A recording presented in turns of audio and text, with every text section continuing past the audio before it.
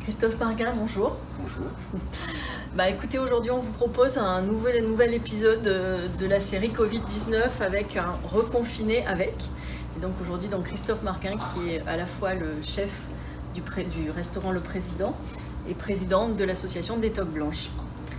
Donc Christophe, je crois que vous avez un grand message à faire passer. Oui, j'ai un message à faire passer de soucis qui sont graves. Vous savez, je suis habillé en noir, c'est pas souvent que je suis habillé en noir, je suis plus souvent habillé en couleur et je suis un garçon qui est toujours optimiste, mais là pour une fois je me fais du souci. Je me fais du souci parce qu'on est, nous les artisans, les commerçants, dans une situation qui devient catastrophique, puisque après 80 jours de confinement, on est dans une période d'un mois, mais on sait aujourd'hui que les rumeurs courent qu'on risque d'être confinés jusqu'au 8 janvier. Et je pense que beaucoup d'entre nous ne pourront pas s'en sortir. Ceux qui seront passés cette période difficile seront obligés de licencier. Donc je pense que les conséquences vont être vraiment qu'on les gens, en plus de ça, l'économie bougeait. Et vraiment, notre mécontentement, c'est qu'on nous empêche de travailler, quoi. On comprend qu'il fasse faire du confinement, on comprend qu'il y a des gestes barrières. Le seul problème, c'est que nous, on a été les premiers à les faire, on a été les premiers à avoir servi d'exemple, on a été les premiers à qui on a dit il faut enlever des tables, il faut des distanciations. Donc on a tout fait comme il faut, on a respecté, on a été les gentils petits, et là on nous retape dessus une deuxième fois. Alors on comprend pas pourquoi on nous tape dessus avec tous les efforts qu'on a fait. On ne comprend pas également pourquoi dans l'économie, on dit que l'économie veut qu'elle marche. Très bien, et heureusement d'ailleurs. Et nous, nos clients, ils nous disent et comment on fait pour manger. On travaille, mais on ne peut pas se nourrir.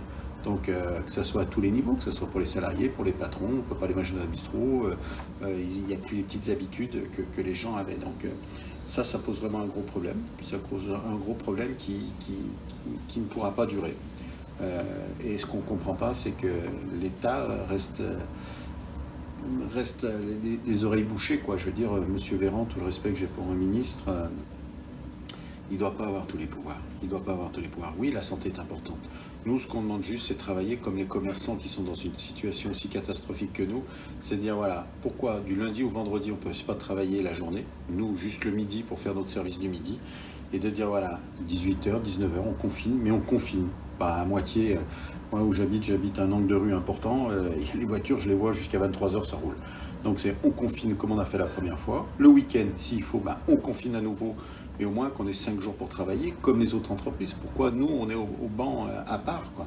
Et vraiment, ça nous inquiète. Et ce matin, on a fait une première manifestation devant la préfecture et on voit que les gens commencent à se mobiliser parce qu'ils se rendent compte, quoi. Et la chose qui commence à être touchante également, c'est que j'entends les réflexions de nos salariés qui, au premier confinement, comme il faisait beau, ils étaient chez eux, tranquilles, tout ça, ils ont passé le cap tranquillement. Mais là, ils se rendent compte qu'ils vont être touchés. Ils vont être touchés parce qu'il va y avoir des licenciements. C'est-à-dire que même si on veut les garder, à un moment, on ne pourra pas garder tout le monde. Donc il va falloir taper. Et le problème, c'est que ça va être des centaines et des milliers d'emplois qui vont tomber.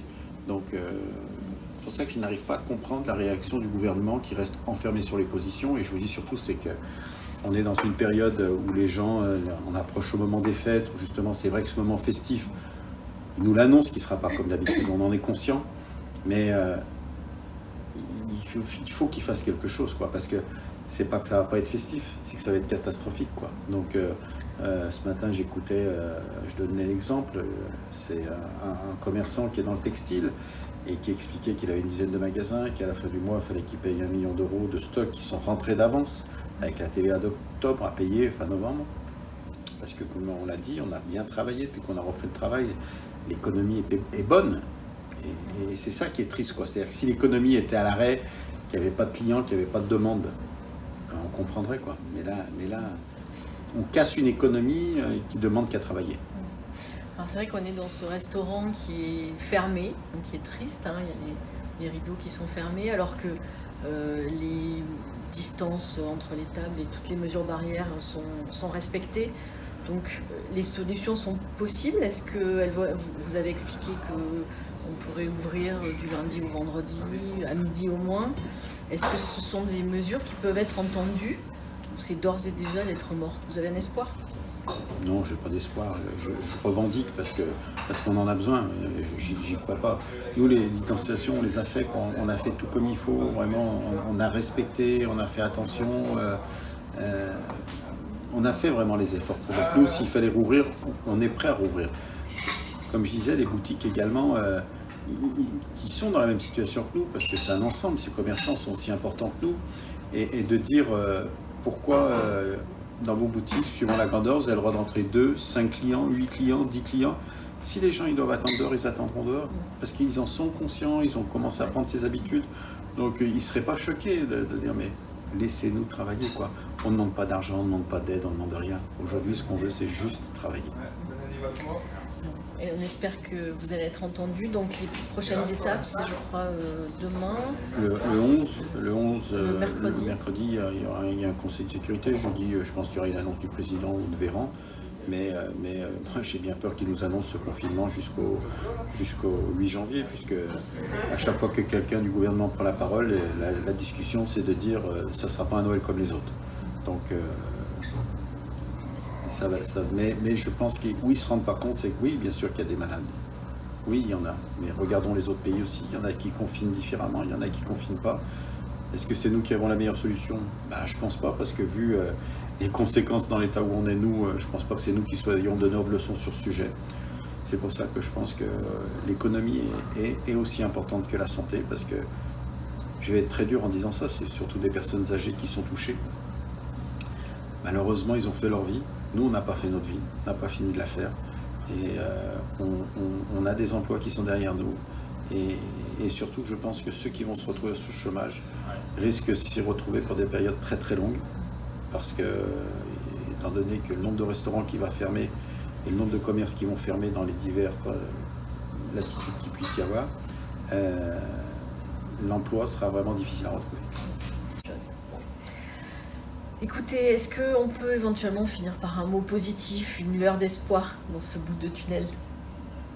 J'aimerais que vous reveniez me voir et que j'ai un t-shirt rouge vif en vous disant que tout va bien, mais pour l'instant, et je vous dis, je suis un garçon optimiste de caractère, mais à aujourd'hui, je vois pas de lueur. Et puis le plus dur, c'est cette notion de temps, de ne pas avoir la notion du temps. Comme on a été reçu par le chef de cabinet du préfet ce matin, comme je dis, si au moins on nous disait, voilà, telle date. Bon, même si cette date est loin, on a une notion. Parce qu'aujourd'hui, en off, on nous parle du 8 janvier. Si ça devait se confirmer, c'est catastrophique. Parce que je souhaite que ce soit des mauvaises informations, mais j'ai peur qu'elles soient bonnes. Si jamais on nous disait, pourquoi ce ne serait pas le 8 janvier? Pourquoi ce ne serait pas le 8 février?